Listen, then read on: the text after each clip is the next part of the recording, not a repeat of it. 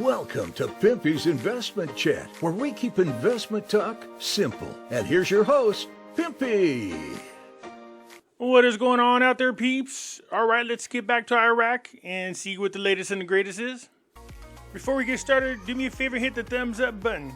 If you're not a subscriber, please do so, because when you do, it helps out the channel, and I certainly do appreciate it. If you're thinking about buying gold and silver, head on over to our friends at Miles Franklin. The link will be down below in the description. When you make your purchase, make sure you use promo code Pimpy, P-I-M-P-Y, and they'll take care of you. If you have any additional questions, you can reach us over here at this phone number or over here at this particular email. For all orders over $10,000, reach out by email and we'll make sure that you get a great deal. So come on over to Miles Franklin and add to your precious metal inventory.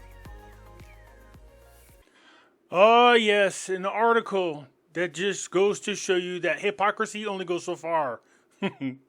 American stars on the Iraqi basketball team, its owners include forces that attacked U.S. troops. Yes, we're talking about the Popular Mobilization Group. They own this basketball team. A pro basketball team in Iraq is owned by a paramilitary group, and some of its forces recently attacked U.S. troops. But this hostility towards Uncle Sam has its limits. The team is banking on a high-scoring American to help lead them to a championship. I saw this, I could not stop laughing. Look at it, it's a Popular Mobilization Forces. So these guys are bombing Americans, but at the same time, they have hired an American basketball player to help them win the championship. That is hilarious, just a little bit. Anyways, I just thought you guys might get a kick out of that. This is the American, and he is now on Iraq's professional basketball team. Oh, poor Erdogan. Sure, he won re-election, but he has lost a whole bunch of power. So, winning city halls. Turkish opposition strikes blow to Erdogan. So, a rift in the local election victories by rivals of President Erdogan governing party could serve as a check on his power. Of course, that's exactly what's going to happen. Unless magically something happens to his opposition, then, we'll see. Anyways, so last May, Erdogan was re-elected. We know that. He's been there for like 20-something odd years. The issue is he is spending money willy-nilly, and the people of Turkey are tired of it. Nobody's there to check his political power because of the way they've been voting. Sounds familiar, doesn't it? This is shattering the moral of the political opposition and raising fears amongst his critics that his hold on the government would enable him to further edge Turkey towards autocracy. That's just one-man leadership. So this weekend, the opposition struck back. Mr. Erdogan's opponent secured a surprising string of victories in the local elections across Turkey on Sunday, increasing the number of country cities under their control and further ensconcing them in most of the major metropolises. The opposition victories could serve as a check on Erdogan's power at home, analysts said, while enabling raising opposition stars to wield the large budget of major cities to build their profiles before the next presidential election, expected in 2028. Turkey's largest opposition party, the Republican People's Party, by the way, it's not actually Republican. I believe it is Democratic Socialism is what they are.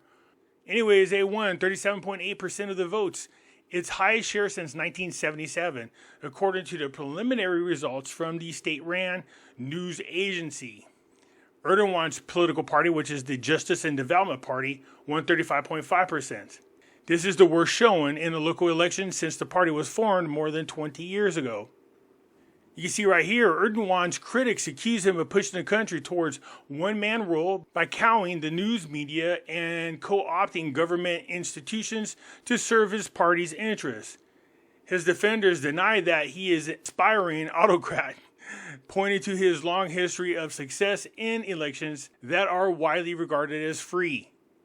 But the performance of Erdogan's party on Sunday showed that many voters are unhappy, analysts said, particularly with his stewardship of the economy. A year-long cost of living crisis has weakened the national currency, and sky-high inflation has eaten away at the value of Turks' paychecks and savings account. Yeah, that's going in the wrong direction. You don't want high inflation. The next thing you know, they'll add zeros to the currency. And I have a bunch of people going, oh man, they're just like Kuwait. They're going to revalue their currency with the zero still on it. Anyways, for years, Erdogan insisted on lowering interest rates to stimulate the growth, even when inflation soared to 80% in 2022.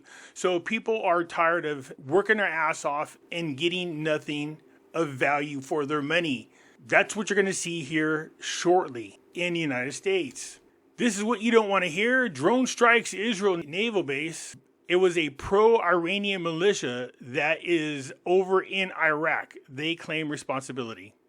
So once again, an Iranian militia group used the drone to strike a naval base over in Israel. And they are stationed right in Iraq. The Army said there were no casualties, but a building on the base sustained minor damage. A drone that entered Israel territory overnight Monday, crossing from Jordan, hit a building at the Israel naval base. The IDF reported that there was no casualties and that the building sustained minor damages. Prior to the incident, alarms for hostile aircraft infiltration were activated on the base. If Israel decides to strike back, it isn't going to be in Iran, it's most likely going to be in Iraq. We don't need this to escalate any more than it is. So I've been thinking to myself, how come we're not seeing a lot from al-Sudani when it comes to trying to control these pro-Iranian militia groups? But then if you remember, he is bumping heads with the coordinating framework, which means the coordinating framework are the ones controlling these militia groups. Poor al-Sudani don't have any say-so. He's trying to keep things calm, but I don't think that's what these guys want. They're looking for any excuse whatsoever to get him removed out of office. In Iraq, measures to support the export of Iraq products. That's what you want to hear. The Ministry of Commerce announced on Monday measures to encourage the export of Iraqi products and support exports, while indicating the provisions of loans and grants. The General Company for Exhibitions and Commercial Services supports exports through the Export Support Fund via loans and grants, as well as simplifying procedures by adopting the electronic system and issuing an export license, the Director General said. By the way, did you see this title? Look at this. Director General of the Exhibition Company and the head of Export Support Fund Committee in the Ministry of Commerce. That's a lot of words there. Anyways, the company also provides support for contributing, bearing the cost of participating in the international exhibitions held in countries by paying the cost of renting exhibition spaces, shipping fees for the goods allocated for the display.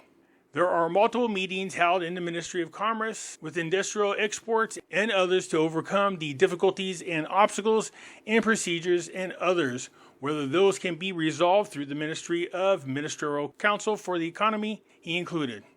Look, anytime you could help resolve a problem that's going to help the economy of Iraq, that's what you kind of cross your fingers for. So far, there's not a whole lot of exciting news coming out of Iraq. Outside of the pro-Iranian group bombing Israel, that's not a good thing, especially when they're stationed in Iraq. So let's cross our fingers that doesn't escalate. Anyways, that's it for now. I look forward to your comments, and I'll get back at you later. I'm out.